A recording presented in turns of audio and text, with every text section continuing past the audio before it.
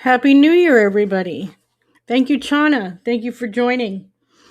I hope you had a great holiday. Hope you had a great holiday season. Lots and lots of stuff are happening. And so we're going to cover that today. Now, McLovin was supposed to come on with me this morning, but I don't think, I think he's under the weather a little bit, so he will be joining us next week. I also have a new announcement to make at the end of the show of some new stuff we're going to do in 2026, and I hope you're going to join me for that. It's very excited. It's exciting. I'm excited to do this with you. But let's cover a couple of things that have been happening in the past, I don't know, 48 hours. It's just a lot of stuff. And I did share it with you. So let me get some of that up for you right now by sharing the screen. Okay. So first, one of the first things that I had seen, kind of simultaneously, this was all going on, by the way. Robbie Harvey and many other people have announced that, according to sources, federal agents were at John Paul Miller's home today. I'm told they were looking for Susie Skinner and were waiting when she arrived home. According to another source, Skinner has been served, but the details are limited. He says he's confirmed with neighbors that agents were indeed at Miller's home and witnessed Susie being served. Now, what is she served with? We don't know. We don't know if it's an indictment. We don't know. I'm sure this will come in the near future on what's going on, but the ball is rolling.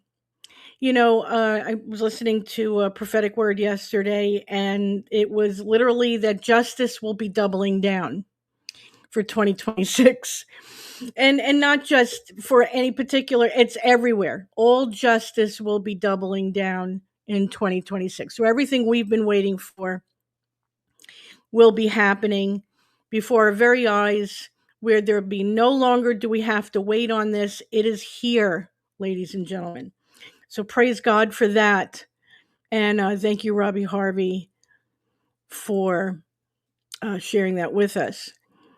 Okay. So let me get rid of that so we can keep. And then the next thing that was reported, and let me share that with you, was that Sam Rickman was supposed to go to court, I think today, with John Paul Miller because he was not countersuing. It was Sam Rickman that did the countersuit, but John Paul Miller was trying to appeal the decision that was made last year when Sam did win, and JP gave up. He totally gave up, and Sam has now officially won. It's all over. He is thanking here Regina Ward for everything, the help that she did. And she said, it's behind them now. We can now move on. I don't know if John Paul was advised by his attorneys to let it go and just pay the guy, or he just knows that his days are numbered and he might as well let it go. But praise God and congratulations to Sam. And so that was a long fight for Sam, and I totally get it because we were all in that same fight together. Okay, and the next thing I do want to share with you, which is also very exciting, and I'm asking you, please, if you were to join, the Remember Chris Skinner page is back up and running. Tamara is back. Praise God. And we've got this going on, remembering both her brothers, how beautiful. And so please, I'm asking you, if you will, and if it makes it easier for you, I can put the link in the chat after the show, just to make sure that you joined this morning. Just Robin, awesome. Because, we see now that Mica's justice is here and it's coming. We want to see the same for Chris. And maybe that's what's going on with Susie. Who knows? FBI, if you're listening, thank you very much for all your hard work. We're so happy for the justice that you are serving. And we just want to tell you we appreciate all the work that you have done, and we are totally, totally behind you. So praise God for that as well. Yes, please, if you haven't joined, if you can't find it on Facebook, don't worry about it. I will put the link in the chat. Okay. So I promised Tamara that I would share that with you, and there we go. Okay, so this morning we're going to go over a topic that we've talked about in the past, and it needs to be brought up because it's not just the Mica Miller case, it's not just the Chris Skinner case. This is actually something that is out there that is in many cases, almost every single case that's high profile. And that is that a defense attorney or a defense team will hire a private investigator, and the private investigator will hire himself or herself a group of people that are, well, they actually have different roles. And their purpose, their sole purpose, is to take the focus off of the one who is being accused, to kind of change the public's view and the narrative. In some cases, even make the victim look like the one who's should be the accused, and swapping places with, victim and accused. We've seen this with the Mica Miller case. We've seen this even with Chris Skinner. And I'm going to go over it with you on how this is something that really does exist and what the different positions are, and then even how the legal what are the legal consequences, because there are some for this. Now, so let me go over it real quick with you. So in high profile legal and public disputes, the use of individuals such as fixers, opposition researchers, agent provocators, and crisis public relations specialists is often reported. Through the legitimacy and ethics of such practices are frequently debated. Although, forgive me, maybe I need new glasses. Who knows? Though the legitimacy and ethics of such practices are frequently debated. These roles are typically employed to manage reputations, gather intelligence, influence public perception, and undermine opponents. For example, in the case of Blake Lively's legal battle with Justin Baldoni, her team reportedly hired a crisis PR firm led by a former CIA officer, raising concerns about the use of intelligence tactics in a public relations campaign. Critics argue that this move may not be solely for damage control, but could involve efforts to dig up damaging information on the opposing side, suggesting a broader strategy beyond standard PR. The hiring of someone with intelligence background is seen by some as a signal that the defense is not just protecting its client, but actively seeking to disrupt and discredit the opposition, which we saw in the Mica Miller case and the Chris Skinner case. This tactic is viewed as potentially hypocritical, especially since Lively previously accused Baldoni of hiring a crisis PR team as an admission of guilt, while she herself now engaged in similar practices. Okay, so let me give you, and this of course explains. Overall, the hiring of fixers, opposition researchers, agent provocators, and crisis PR specialists in high-profile cases reflects a broader trend of using strategic, often covert, methods to influence public perception and legal outcomes. See, the reason why they're doing this is looking to change a legal outcome. So, for example, the flying monkeys were thrown out there, mostly online, in hopes through public persuasion to change the legal outcome for John Paul Miller, for Susie Skinner, and anyone else that might have been involved with Mica's death and Chris's death or any of their crimes. They figured by these people going out there and harassing you and I, that would change the FBI's investigation and ultimately the accountability of these people. Of course, God has the last word. Thank God that God was involved from the very beginning. Okay, they obviously did not give God enough credit. But okay, let's move on.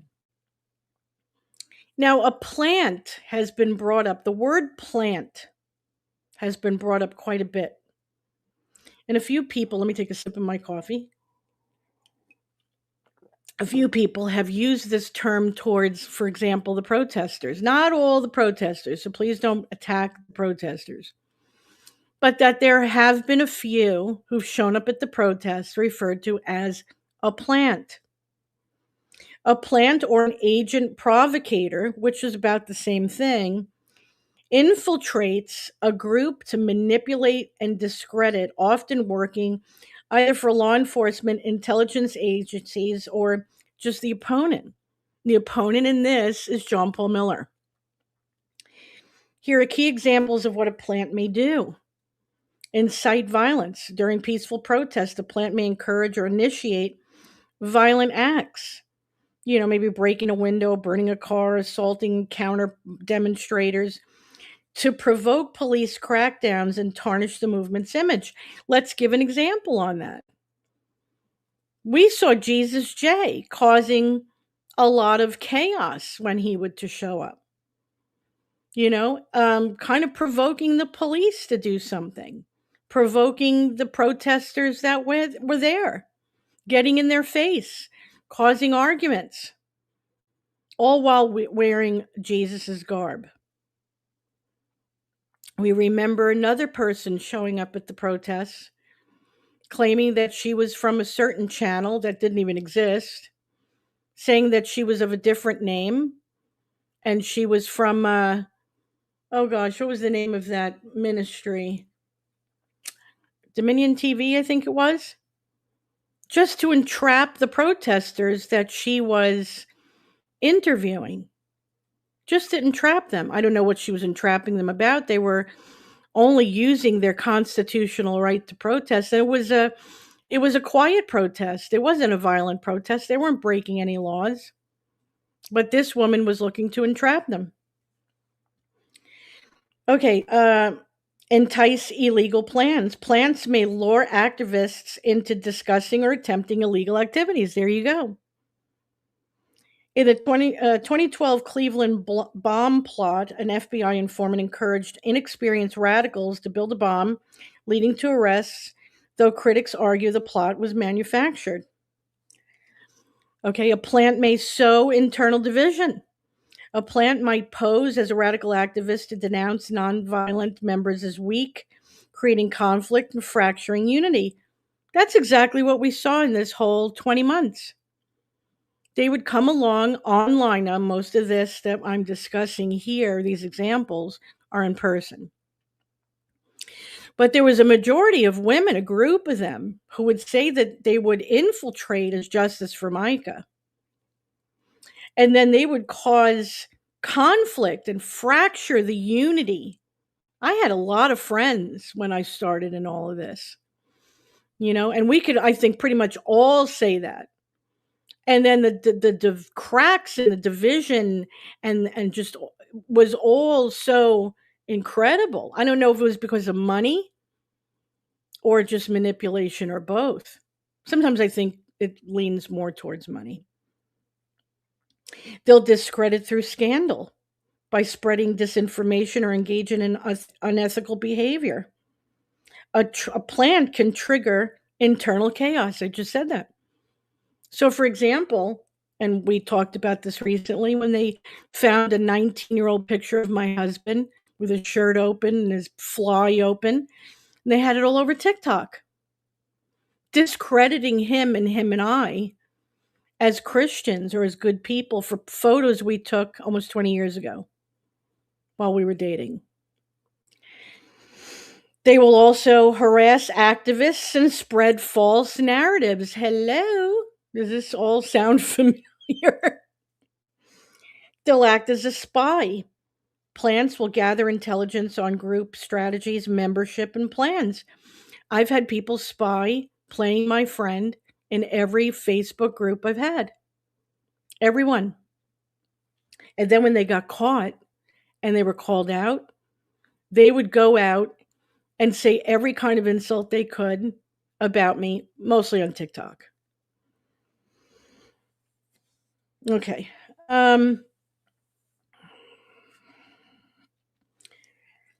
Agent provocators and plants frequently operate online and on social media using digital platforms to manipulate, disrupt, or discredit movements and individuals.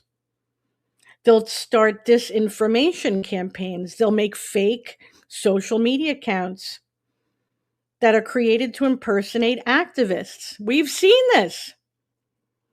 And John Paul Miller was the biggest one, making all kinds of social media accounts under different names and causing division and chaos. Astroturfing, which is something new I've never heard before. Plants generate artificial support or opposition by using bots or fake accounts to amplify certain messages, create the illusion of widespread public sentiment. This tactic is often used by governments and corporate. So I don't think these girls were smart enough to do any of that. Infiltration and sabotage. Individuals embedded in online activist groups may encourage extreme actions, leak private strategies. I've had that done, or provoke internal conflicts.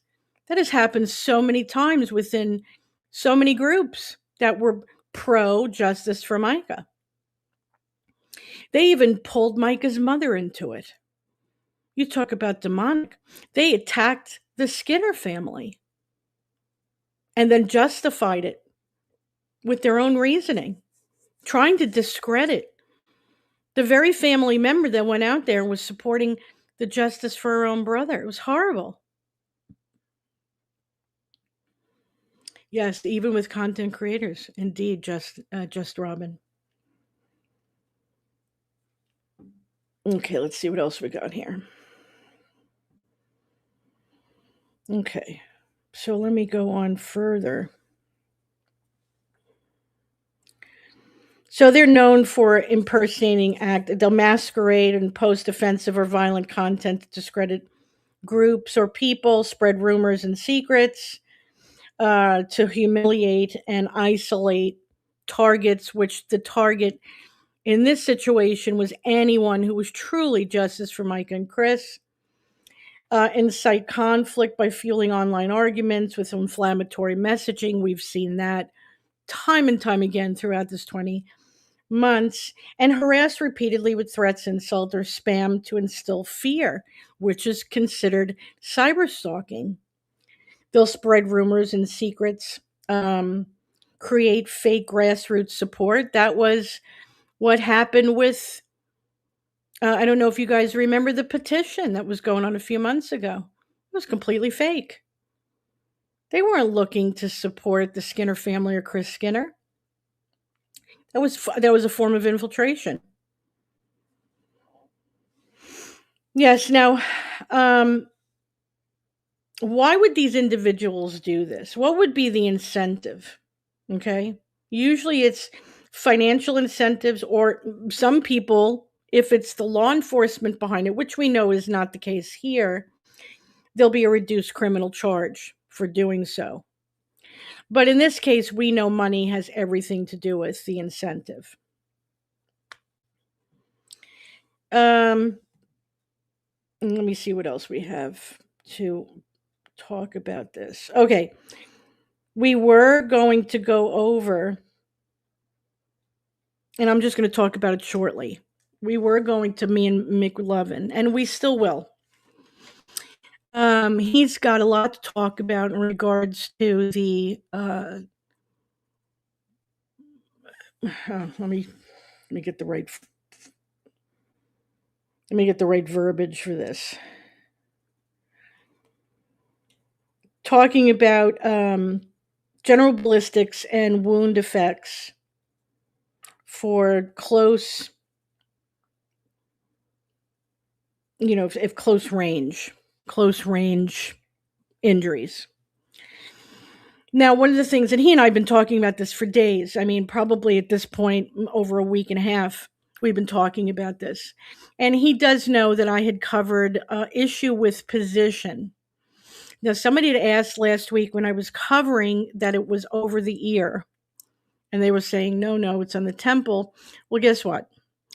On the medical examiner's summary, which is that yellow form we've all seen, I could actually bring it up for you right now if that were to help matters. It literally points above the ear on both sides. So, no, it was above the ear. So, we know that pathological journals throughout all agree, okay? Maybe the hollow point versus full metal jacket argument, people have conflicting, feelings about it, but they all agree that the positioning suggests homicide. They all agree on that, okay, across the board, especially because it goes straight across from the top of the ear to the top of the ear, straight across. That it would almost be very difficult for her to accomplish that, even with the weapon she was using. Okay. But McLovin has some issues that he wants to bring up in regards to close range and the damage, one type of ammo versus the other type of ammo, new information that he's found that he wants to discuss with you guys. So we will be going over that. And it's just going to kind of be an open discussion. I think he's going to probably show you a few new videos and things that he has found. But what I mean by open discussion is it's not just going to be him and I talking and we're going to ignore you. You're going to be part of the show. You can ask questions. You can give your suggestions or anything that you found yourself in any kind of research that maybe you've done or maybe experiences that you know of. And so it's going to kind of be an open discussion type of show. We were supposed to do that today. It just didn't work out. Okay. So that's what I'm covering for today. Now hold on to your lug nuts, people, because it's next week that John Paul Miller goes to federal court, and only God knows what's going to happen that day. There was a suggestion from that investigator that made that press conference. He could be taken into custody. Okay. And I still believe, and most people do, that the reason why their investigation is mentioning the day of her death is because they're looking to attach the day of her death to future additional charges. No, I wish I could, Chana. I wish I could. I tried to get my press pass, and I'm not going to get it in time. So let's talk about federal court for a second. So now, if you guys remember with Diddy, they don't really, it's not like circuit court where they'll allow cameras or they'll allow you to go in, and take photos or recordings. They do not allow that in federal court as far as I know. So you basically, if you're going to be reporting and sitting in, and you've got to have the proper press pass, which you usually get from Associated Press. I think you basically have to write it down. I mean, you might be able to type it if you bring in a laptop. You plan on being there. They said no press passes when I called. Okay, Chana, make sure, hon. Maybe that's true. We have Pacer, Chana. And we did look. And it just wasn't there. Federal's not that easy, but we do have Pacer. But Kristen looks every day. So who knows? We might be able to find out today what's going on. Anyhow, so, and let me tell you something, Pacer is not easy to navigate. It's very confusing. So I needed a legal mind. Please call again, Chana. I would love to know what you find out. I don't see why the public shouldn't be allowed. But as the press, I was going to go in with a press pass.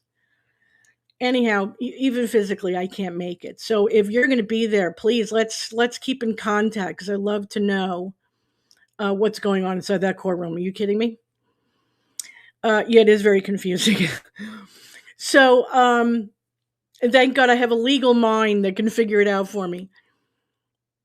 So they're probably going to have to sit in there. And I'm assuming if you're the kind of person that could bring in a teeny little laptop, like one of those notebooks they refer to it as, and just sit there and kind of type out what's going on, okay. But I don't think you can record. So you can get in a lot of trouble for that. So please don't do that. If you do, as the public, get in, But I do know that there's not gonna. I can't imagine that there's gonna be cameras or pictures allowed. Not like circuit court. Do you have my phone number? Do you? Uh, okay. It's well, if you go looking for me, it starts with 954. If that helps you out any. It's a South Florida number, 954 number.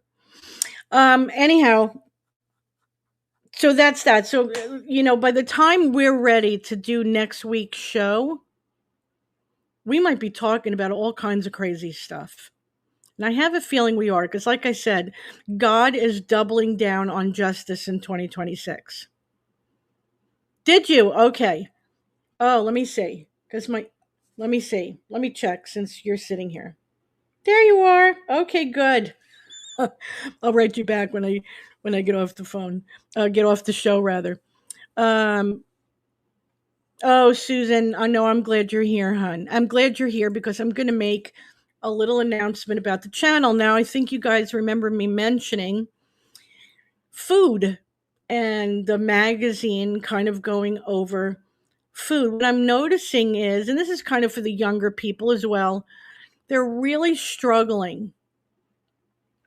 They're really, really struggling in how to shop and how to cook.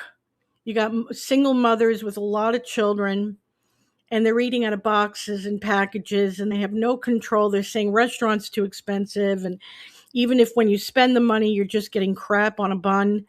So what I was going to do is do one show in the beginning of the week regarding Micah and Chris. At the end of the week, I'm going to do a show, and every week I'll have a different recipe.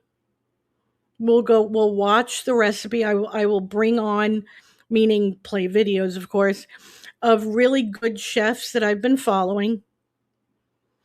And I won't come on, immediately with gourmet dishes. We'll start from the beginning, like how to make certain doughs and how to make pasta and, how to make simple dishes at home and, to have more control over the food in your kitchen. And really, we'll start to just build up every week more and more with recipes that are good for you, good for your family, fun to make, and could fill your freezer. I'll give you an example. I think I told you guys at the end of 25, my husband and I started making Asian, really right now, they're pork dumplings. It's exactly what you would get at the Chinese restaurant. And because of the amount that you get in a package, which sometimes could be 45 wraps, I'll have 45 dumplings in my freezer. Crock pot meals also. I'll bring that up because I do make a fabulous pot roast in the crock pot slow cooker. We're just going to go over, beef stroganoff and coq au vin, which is just chicken and red wine. You go red wine, Amory. I'm not a wine drinker. Guess what, everybody? Neither am I. So you just get the cheap little cooking red wine from the store, and it's just as good. But once a week, okay? And if you miss it, no big deal. No big deal. It'll be up, and you'll be able to watch it.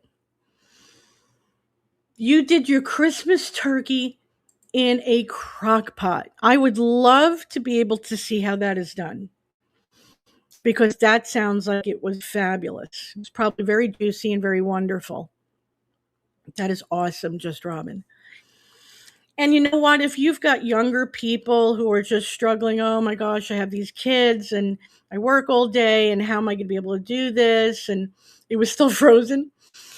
That's what the weekends are for. And think about it. I'm going to play for you how this guy, he's half Japanese. His mother is Japanese, and his father, I think, is Spanish. He's from New York. And he was talking about how on the weekends, his mother once a month would sit him and his sister down and right in front of the television, and they would just be making these dumplings. And then the mother would go and put it in the freezer, and that would be good for a month for the family. Last night I pulled out some of the dumplings and I fried them up, and then I put a little water in the pan to steam them for about 5 minutes. And I put it on top of white rice with a little bit of hoisin sauce. It was absolutely delicious. Just delicious. Nothing different from what you're going to spend $40 or more at a Chinese restaurant. Now, I'm not saying there's anything wrong going out to dinner. If you can do it, God bless.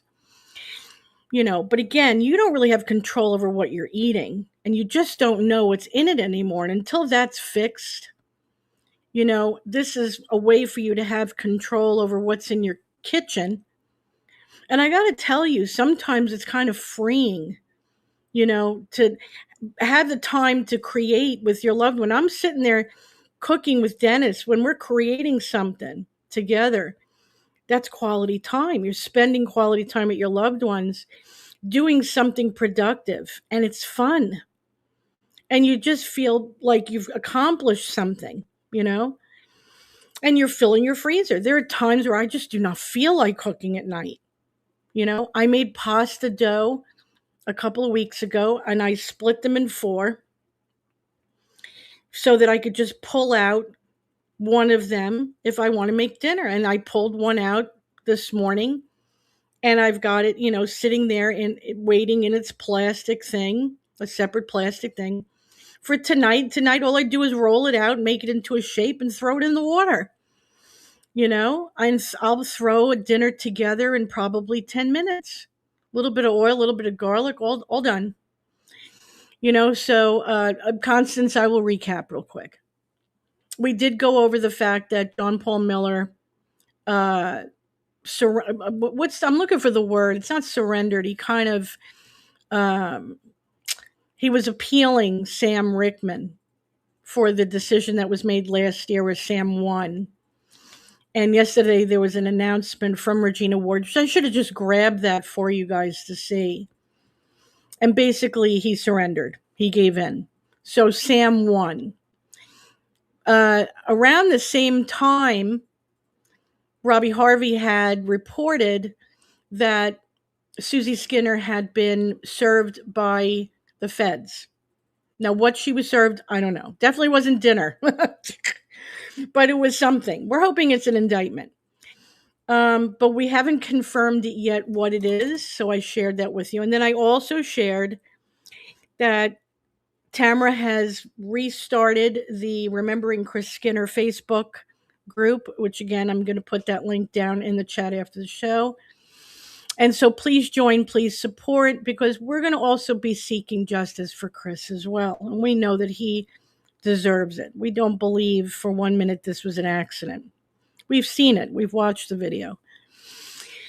And then, Constance, shortly after that, we talked about federal court being next week. And Chana, who's in the chat, is going to be there. Or trying to be there at least. So she's going to keep in touch with me and give me an idea of what's going on inside that courtroom, which is very exciting. And then I also made an announcement, and I'll start at the end of this week, that I'm going to be doing a separate show at the end of every week, to where it's going to be a different recipe, and it's going to be about food and how to make things homemade for various reasons, for financial reasons, for, having food that is good and you have control over the ingredients, and also to have fun with your loved ones making these things and being productive. And so there's, we're going to be doing that too. And I'm going to be incorporating that into Axiom Created a Class on YouTube. Yes, I did hear about, okay, we can go over that real quick. So there is a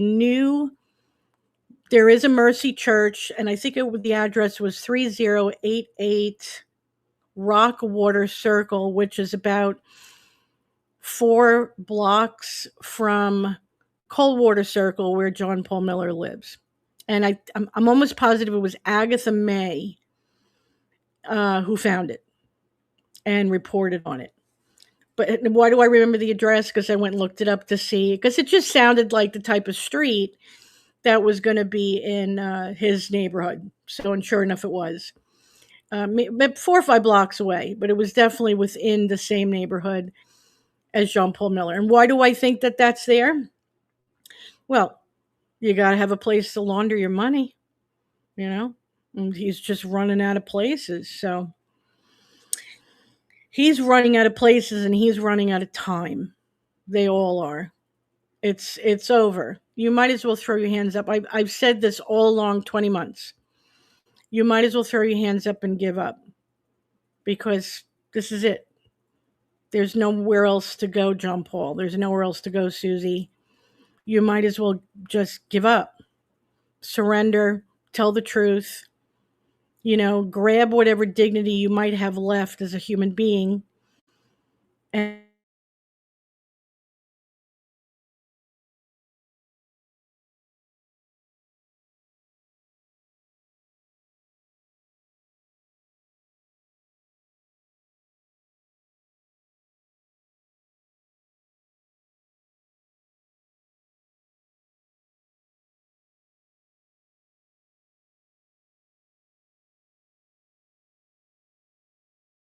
you are. Do I?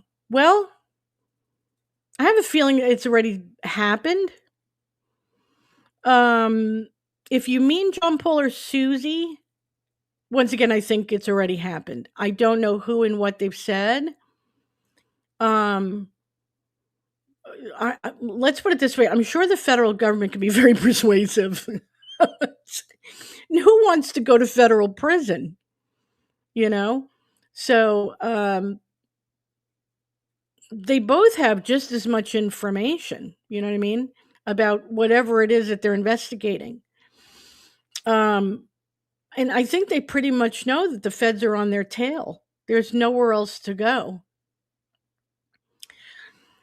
Well, that is in his nature to do that. But I think he's the biggest one to be thrown under. So he'd have to throw himself under there, really. But who knows? We really don't know how things. I mean, we don't know who's going to be served today. Maybe somebody will be served today. Maybe somebody will be served tomorrow. We have no idea. But it looks like the feds are on a roll. And I just got to say, thank you, Jesus. Thank you, Jesus. Susan says 20 years ago, me and a friend held weekly cooking class and Bible study for high school and college age gals. We taught them to cook an entire dinner, then sat down and did a Bible study on dating and marriage. Susan, that's exactly what I'm looking for because, and of course, naturally, I want you gals to join me too. I want all of you to be there as well on the show. I wish that I would have had that in my 20s because I wasn't a fabulous cook. I knew how to make one or two things, and whatever the one or two things were, I made well. But that one or two things gets boring after a while. And now, the amount of things that I can make has grown substantially. One, because of time, and two, because I have a husband who supports me in that and even joins me in that, which makes it a lot of fun. I don't have as many people to feed as I used to, which would be just even more fun. But okay, what I'm going to do is I can't share it with my kids and grandkids, so I'll share it with you guys and we'll share it on the show. And today, these young girls don't need to eat out of a box and eat out of a bag. They just don't have to eat all those preservatives and garbage that's coming out of the grocery store now. If they just get essential ingredients, and I know you all agree with me on this, they will have more control over what they're feeding themselves and their children. And you'll be amazed on how much it saves you money in the long run. I don't have to worry about dinner that much when I've made a large portion, let's say, for example, of pot roast in the slow cooker. Dennis and I will have a nice bowl of it on top of, let's say mashed potato. And then in these canisters that you can buy on Amazon, they're like soup containers and they come in small, medium, and large. You can fill about 3 or 4, of those large containers and put them in the freezer. Of course, that matters the amount of the meat that you're getting. I don't know if you guys have noticed, but we're getting half of what we were able to purchase before. For example, for $24, I was able to get almost 4 pounds in a chuck roast. Now I'm getting a little over 2, same price. So you got to stretch that even further. Now, if somebody goes and gets that chuck roast and makes one night's worth of dinner, they just screwed themselves out of 2 or 3 other nights of dinner. Now, if you've got a big family, you didn't screw yourself, God bless, feed everybody and enjoy. But if you're a couple like me, or if you're a mother who's got maybe 2 kids, you can stretch these dinners out. And if you're a working mom, especially, and you just don't feel like cooking, you could pull something out of the freezer, throw it in the microwave, and have a wonderful dinner and not feed your kids garbage. Yeah, it amazes me how the younger people don't even know how to cook mashed potatoes. My one daughter-in-law didn't even know how to boil the potatoes. She said her mom didn't teach her how to cook. Oh, that's so sad. I'm glad she's got a mother-in-law like you who could teach her those things. I wasn't that bad. I mean, I knew how to make a really great sauce. Of course, that came from my mother and my grandmother and watching them. Big ziti was, I probably learned how to make that at 5. Um, but I mean, a good steak. It took me years before I learned how to make a good steak. You know, uh, I never even thought in my wildest dreams I'd be making my own pasta. I never thought in my wildest dreams that I would be making my own dumplings. Sometimes I'll even, if I'm in the mood, will go and make puff pastry. Now you may go, what the hell are you going to do with puff pastry? There's a million things you could do with puff pastry. I'll give you an idea. I didn't feel like doing a massive cooking. I pulled out, a portion of the puff pastry, rolled it out into little squares. I fried up some chicken thighs, and on top of just a little bit, I fried it up, mixed it with some pieces of cheddar cheese and some green onion that I had in the refrigerator, rolled it into the puff pastry, threw some egg wash on it, and put it in the oven. And for days, I had these chicken and cheddar cheese pastry things. And Dennis took a whole bunch of them to work for lunch. I can't tell you how much money I've been saving on his lunches doing this. So, bread. Dennis is the bread maker. And when I run out of bread, and I really don't have the money for him to run and buy bread, and being from Europe, he's a real pain about bread. The breads here are very sweet in comparison to the breads over there. He'll just throw bread together. Yeah, we got to do pierogies. We absolutely have to do pierogies. And Sunday dinners, that's another thing. We don't do that anymore. Nobody does that anymore. Everybody runs to the restaurant. And if you don't have that kind of money, then you just don't get together at all. I've got people in my family that when they cook, they act like it's an absolute chore and they hate it. And we got to get past the point of where cooking is something that you hate. You got to be able to enjoy what you're making and what you're doing and feeding your family. So again, like I said, at the end of this week, I will pick a recipe. I think I'm going to start easy. I'm not going to start at the hard stuff, or unless that's what you guys want. If you want things like coq au vin and stuff like that and beef Wellington, I'll bring that. But if you want things like pot roast, you want things like the dumplings, you want things like big ziti, or how to make a pizza real quick or whatever, we can do those too. Okay. And things that you could store in the freezer, I think, are the most important to go over. Alrighty. So that's what I'm going to do. I'll probably, it'll either be Thursday or Friday. Look for me. I know you guys say, oh, I didn't get your notification. What I'm going to try to do is make it so that it's scheduled. So, for example, if I'm going to go on, let's say at 10 o'clock, I'll set it up at 9. so that it's sitting there going, coming soon. Like I'm about to go online, so you guys will know. That might be the best way to notify you. Maybe YouTube is slow. Maybe I jump on too fast for YouTube to catch up with me. I don't know. So that might be why you're not getting the notification. So I'll give YouTube a little time to catch up with Anne and, see what happens. And whatever I'm going to put up as a recipe, I'll put in the title so you know. Okay, let's just see what she says. Gals loved it, and many came from homes with moms who didn't cook at all. It gave them skills, very important, bravery to cook on their own, and was lots of fun. Bible tells us to teach young women, and it was a ministry. Absolutely, I agree, Susan. And it is, in a sense, a ministry.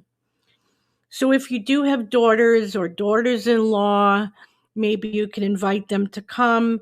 If they're working and it's during an hour where they're not available, the show will be available online on YouTube after, so you can always show them. But anyhow, thank you guys for joining me. If anything new happens between now and then in regards to John Paul Miller or Susie Skinner or anybody else, I will absolutely let you guys know. If it's huge, I will come on and we'll talk about it. So just keep your eyes peeled for any kind of announcements. Otherwise, I'll just be doing the online protests. And like I said, at the end of this week, we will be doing a recipe, and every week we will be doing that together. So until I see you guys again, thank you for joining me. Okay, stay in prayer. Psalm 91, Lord's Prayer, always in the name of Jesus Christ, our Messiah. And until I see you guys again, please stay safe and God bless.